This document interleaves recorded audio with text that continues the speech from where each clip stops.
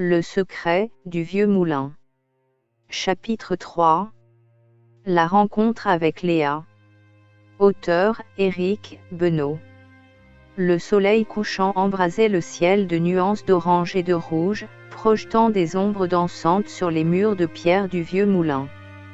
Pierre, le regard fatigué, s'assit sur une marche de l'escalier menant à l'entrée. Sa journée avait été longue et frustrante. Il n'avait trouvé aucune trace du journal de Gaspard, ni aucune information sur le mystérieux incendie qui avait ravagé le moulin. Découragé, il était sur le point de se lever et de retourner au village lorsqu'il entendit un bruit derrière lui. Il se retourna et aperçut une silhouette frêle se tenant dans l'ombre du moulin. « Qui est là ?» demanda Théil, sa voix trahissant une certaine nervosité. La silhouette s'avança lentement, révélant une vieille femme aux cheveux blancs et aux yeux bleus perçants. Son visage était ridé, mais ses yeux brillaient d'une intelligence vive. « Je m'appelle Léa, dit-elle d'une voix douce et mélodieuse. « Que fais-tu ici, mon garçon ?» Pierre hésita un instant, puis il lui expliqua sa quête. Il lui parla du journal de Gaspard, de l'incendie du moulin et de son désir de découvrir la vérité. Léa l'écouta attentivement, ses yeux bleus fixant les siens avec une intensité troublante. « Tu es courageux, Pierre, dit-elle lorsqu'il eut fini. Peu de gens oseraient venir s'aventurer dans ce lieu oublié. » Elle se tut un moment, comme si elle pesait ses mots. « Je sais ce que tu cherches, dit-elle enfin, le journal de Gaspard. Mais il est dangereux de le poursuivre. Le secret du moulin est mieux gardé secret. » Pierre sentit son cœur battre plus fort. « Le secret du moulin » répéta Théil. « De quel secret parlez-vous » Léa soupira. « Il est temps que tu saches la vérité, dit-elle. Mais il faut d'abord que tu me fasses confiance. » Pierre la fixa dans les yeux. Il y avait quelque chose dans son regard qui le rendait crédible.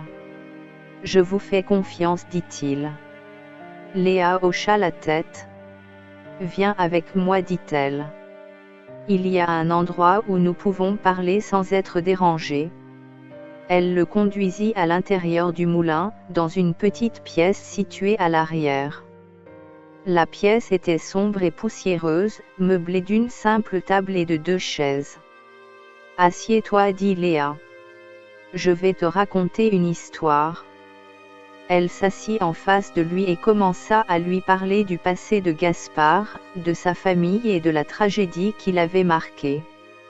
Elle lui parla également des forces obscures qui étaient à l'œuvre dans le moulin et du danger qu'elles représentaient pour le village. Pierre écoutait attentivement, fasciné par le récit de Léa. Il sentait que chaque mot était important, qu'il détenait une part de la vérité qu'il cherchait. Lorsque Léa eut fini, Pierre resta silencieux pendant quelques minutes, absorbant ses paroles. « C'est incroyable, dit-il enfin. Je ne comprends pas tout, mais je sais que je dois continuer mes recherches. Je dois découvrir la vérité. » Léa hocha la tête. « Je savais que tu dirais cela, dit-elle. C'est pourquoi je t'ai tout dit. Tu es le seul qui peut sauver le village. » Elle se leva et se dirigea vers une vieille bibliothèque poussiéreuse qui se trouvait dans un coin de la pièce. Elle en sortit un livre ancien et le tendit à Pierre.